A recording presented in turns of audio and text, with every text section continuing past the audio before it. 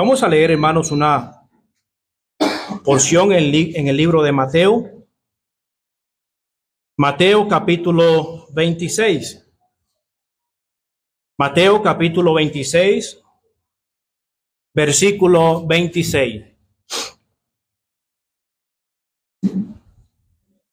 Dice: y mientras comían, tomó Jesús el pan y bendijo y lo partió y dio a sus discípulos y dijo: tomad, comed, esto es mi cuerpo.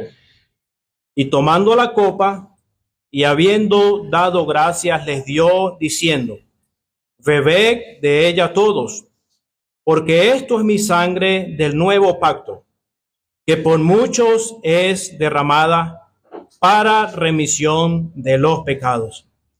Y os digo que desde ahora no beberé más de este fruto de la vid hasta aquel día en que lo beba nuevo con vosotros en el reino de mi Padre. Hasta aquí, esperando que el Señor bendiga su palabra. Amén. Amén. Estoy pensando en esta mañana, hermanos, en la cena del Señor. Estoy pensando en algunas cosas sencillas pero muy importantes que debemos recordar en cuanto a la cena del Señor. Hay en las Escrituras dos nombres para hablar de esta reunión, la cena del Señor.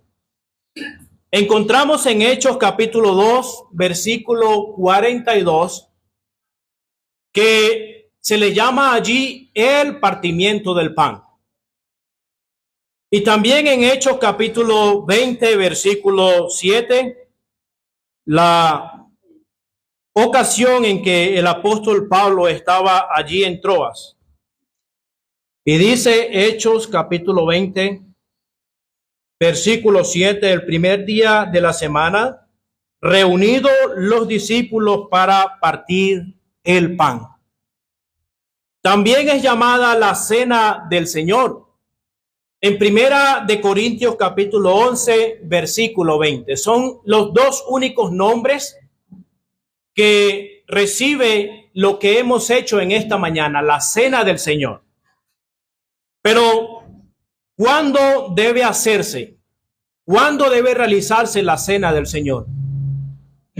Bueno, la cena del Señor debe realizarse cada primer día de la semana.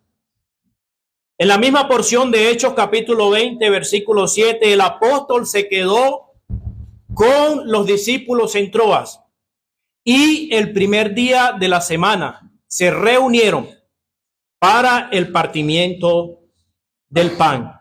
Escuchábamos el viernes en el estudio que es una ocasión que no puede celebrarse ningún otro día que no sea el primer día de la semana.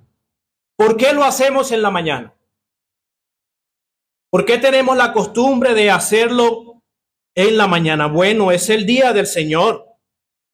Y qué bueno es que en las primeras horas de la mañana vengamos para hacer memoria de Él.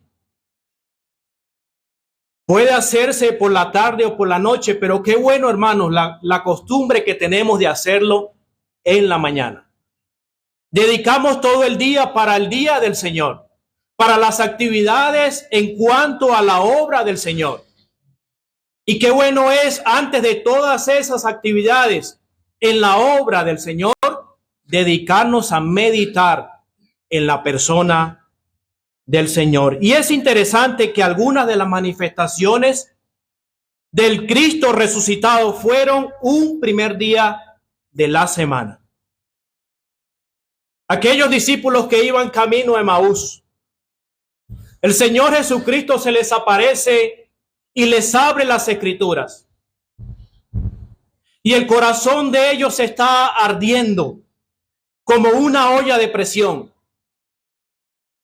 al oírlo a Él hablar. Están los discípulos reunidos en el aposento alto. El Señor se les aparece a ellos. 8 días después se les aparece nuevamente con Tomás en la reunión. Entonces, hermanos, es un día especial en que venimos a un encuentro con Él, así como Él lo dejó establecido.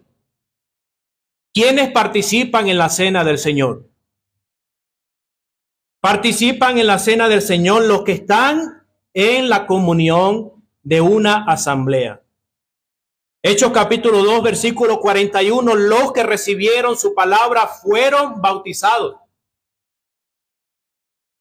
Se añadieron aquel día como 3,000 personas, perseveraban en la comunión unos con otros, en la doctrina de los apóstoles, en el partimiento del pan y en las oraciones. De manera que por eso es que se colocan sillas en la parte de adelante y sillas en la parte de atrás. Porque los que tenemos el privilegio de participar de la cena del Señor somos aquellos que estamos en comunión en la asamblea. ¿Cuánto deseamos que nuestra hermana Sandra, nuestra hermana Claudia, Edith, José,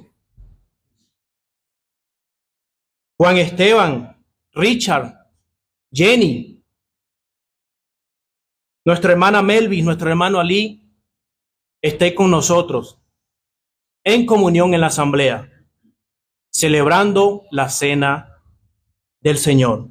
Pero, hermanos, también estaba pensando en lo que significa la cena del Señor. Es una comunión.